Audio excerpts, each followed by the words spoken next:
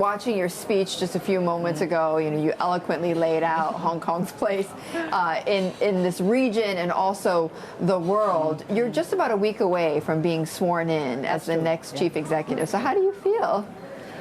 Of course, I feel a bit excited. Yeah. Because after all, this position of the chief executive is an extremely important and rather unique position. Under the basic law, that is our mini constitution, the chief executive is elected by an election committee appointed by the Central People's Government, and he or she is required to be accountable to both the Hong Kong Special Administrative Region and the Central People's Government. Right. So I'm very excited of taking up this position, but also feeling huge challenges ahead. I imagine. Absolutely. What will be your first orders of business once you're in office? Wow, there are quite a lot of things to do. I have already accomplished a few in announcing my team of principal officials, because likewise they have to be nominated by me and appointed by the Central People's Government, and that was done.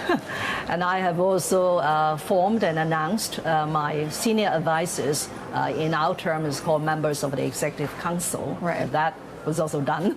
So the next thing is, of course, to prepare for the inauguration on the 1st of July. Right. And thereafter, we will get right into business. I have to attend before the Legislative Council a few days thereafter to talk about my vision, my plan. And most interestingly, I will be able to roll out a package on education measures. Right. I know you mentioned that before in some interviews ahead of time about how important it is to have young children get the proper education and rise up, within Hong Kong and see Hong Kong as an opportunity. And Ms. Lam, there's lots of foreign investors here who've come and gathered at this forum, and I think top of mind when they think about Hong Kong is, how does this special administrative region, how does it stay relevant in the face of a fast-growing China where you've got cities that have now eclipsed the growth of Hong Kong? How does it stay relevant? Well, Hong Kong has been very relevant, of course, to the opening up and development of the Chinese economy. And we are now even more relevant because there are major initiatives in economic development that have been rolled out by our nation. The Belt and Road, this Guangdong, Hong Kong, Macau, Greater Bay Area, and with our very unique position under one country, two systems, and our traditional strengths and advantages, we will not only benefit from this deepening and opening up, we will actually be able to contribute to these major initiatives because we are one of the world's international financial center. We have years of experience in working with the outside world. Right. We have the rule of law. We have very good regime in protecting intellectual property rights. So I feel that the relevance is becoming even more important. Will Hong Kong remain one of the premier financial hubs in the next 20 years? Definitely. I am very confident. How do you ensure that? Now, at the moment, financial services are already one of our major pillars, accounting for 18% of the GDP. And if you look around the entire country, we will remain as a very important international financial center. For example, in the internationalization of the renminbi. Okay, we are the biggest, the world's biggest offshore renminbi. And we also provide this very important platform for mainland companies to go out to the world using Hong Kong for raising funds and also for investment. There's always questions about how independent Hong Kong, can remain, and whether Beijing has hardened their stance on Hong Kong, particularly over independence voices here. How do has Beijing hardened its stance on Hong Kong at all? Well, I don't think so. And when we talk about independence, that is a very sensitive term because the preamble to the basic law or the major fundamental of one country, two systems is that Hong Kong is an inalienable part of the People's Republic of China. But we do enjoy a high degree of autonomy as provided for under the basic law.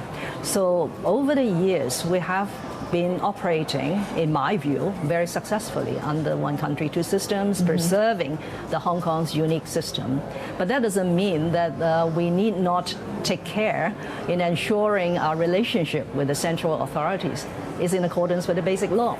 So when people now seem to be making all sorts of allegations about tightening of grip of central authorities in Hong Kong, or interference, I would always ask, just give us the evidence. What are the incidents that that lead people to have that sort of allegation, and then we can discuss. Yeah. Well, and how will you also reassure people who may come in with this mindset? How do you reassure them that Hong Kong does remain autonomous and that the rule of law is respected here in Hong Kong?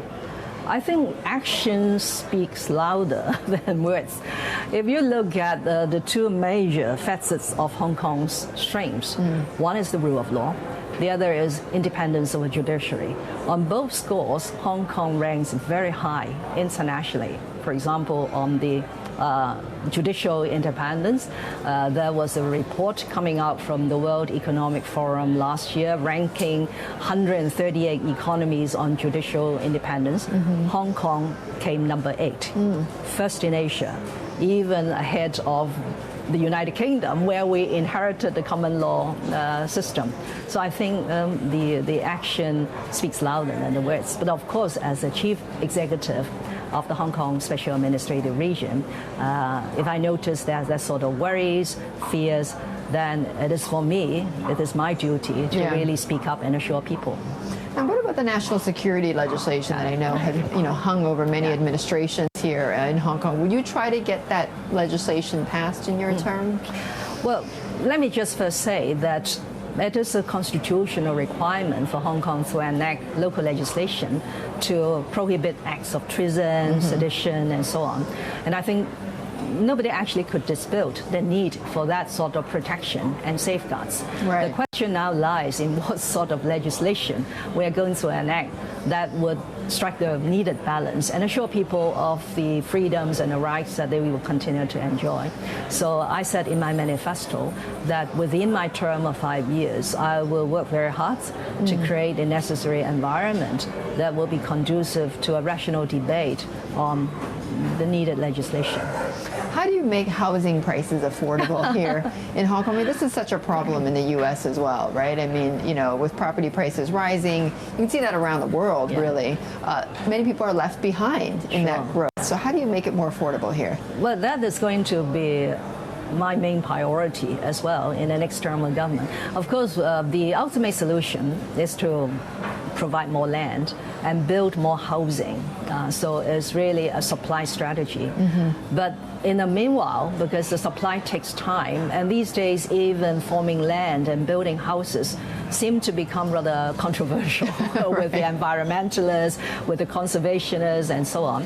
So my housing strategy is I think we need to take stock of what we already have in Hong Kong and try to optimize the use of all these things. So for example, I got a very interesting initiative of introducing a pilot that will allow owners of the home ownership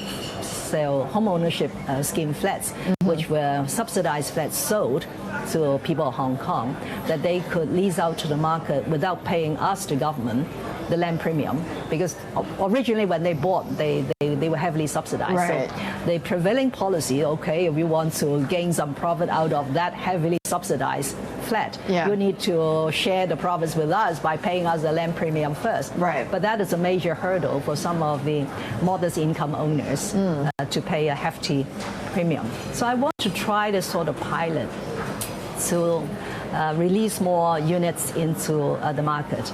And then I also have an initiative which is pretty welcome by the people, is to build starter homes. So because nowadays you mentioned about affordability, that's a big issue. Right. So even for a professional couple, it's very difficult to buy. So I said that I would try my very best to give people a first chance. Affordable to buy. starter homes. Yeah. Before we go, Ms. Lam, let's talk just very quickly about the Greater Bay initiative here, which I know is modeled in some ways on other hubs or tech hubs like Silicon Valley, for instance. What do you take away from, let's say, what's going on in Silicon Valley, and how do you apply that to this initiative? Well, I just mentioned in my speech that in respect of innovation and technology, that is an area that Hong Kong has to catch up, because Shenzhen is moving so fast. For example, if you take R&D expansion, we are only spending 0.7% GDP. Shenzhen is already 4%. So the direction must be cooperation. So Hong Kong, Shenzhen, and maybe even one or two cities in this Greater Bay Area, which are very strong in manufacturing. So you can imagine this relationship of Hong Kong doing the research and Shenzhen doing the prototype, and if it needs massive commercialization and manufacturing, this could happen in one of the cities in the Greater Pearl area. But I think that the cooperation in this Bay economy will go beyond innovation and technology. There are other areas. For example, our financial services. We are definitely the leading financial services center in this hub. And secondly, our port is coming down a bit because we are so expensive. And there are other ports which are growing in the Bay Area. Right. But we could turn ourselves into the high-value maritime services in insurance, in registration. But if you were to just before we go, if you were to say Hong Kong is going to be one thing in the next 20 years, is it a financial hub? Is it technology? What is it? I'm a bit ambitious. I want Hong Kong You want it all. to continue to be a financial services hub, at the same time transfer itself into a technological hub and also cultural.